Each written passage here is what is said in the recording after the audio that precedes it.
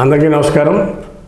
జనసేన 11 సంవత్సరాలు కంప్లీట్ అయిన సందర్భంగా ఆవిర్భావ దినోత్సవ వేడుకలు పిఠాపురంలో జరిగాయి. పవన్ కళ్యాణ్ గారి నియోజకవర్గంలో ఈ వేడుకలు చాలా సంతోషంగా, చాలా అట్టహాసంగా, చాలా గ్రాండ్గా కొన్ని లక్షల మంది జనసైనికులు సమూహం మధ్యలో ఈ వేడుకలు జరిగాయి అనే దాంట్లో ఎటువంటి ఆక్షేపణ లేదు.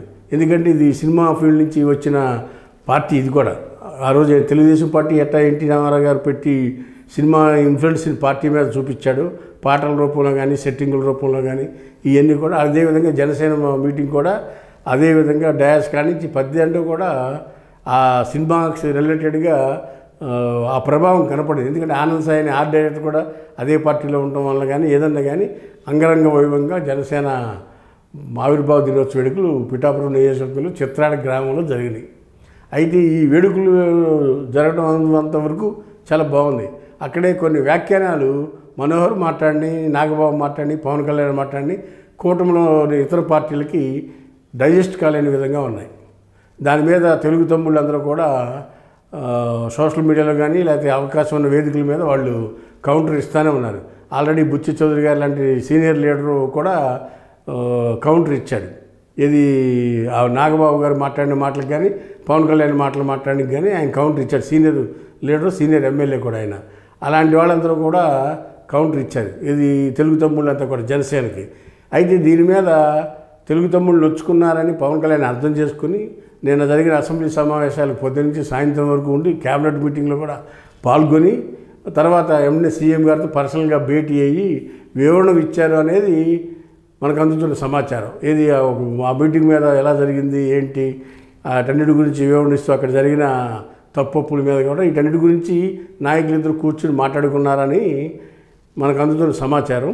అది ఏదైనా కానీ మాట్లాడుకున్నారు కాబట్టి కొద్ది సమస్యకి పరిష్కారం అయినట్టు ఒకళ్ళ మనసులో ఒకళ్ళు. ఎందుకంటే చంద్రబాబు గారు కూడా ఆన్సర్ చేయాలి కదా, పార్టీకి చెప్పుకోవాలి కదా.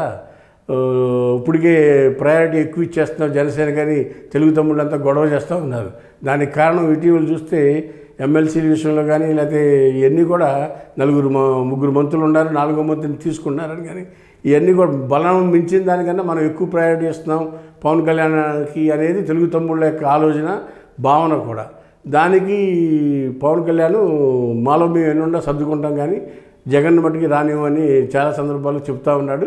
ఆ విధంగా నేను అసెంబ్లీలో ఆఫ్టర్ క్యాబినెట్ తర్వాత సీఎం, డిప్యూటీ సీఎం ఇద్దరు కూర్చుని మాట్లాడుకున్నట్టు మనకు తెలుస్తూ ఉంది. దాంట్లోనే ఈ పిఠాపురం మీటింగ్ గురించి కూడా వివరణ ఇచ్చినట్టుగా మనకు అందుతున్న సమాచారం. అంటే వివరణ అంటే ఏం మాట్లాడుకున్నారు పర్సనల్గా తెలియకపోయినా వాటి మీద విషయాలు చర్చించుకున్నారనేది మనకు అందుతున్న సమాచారం.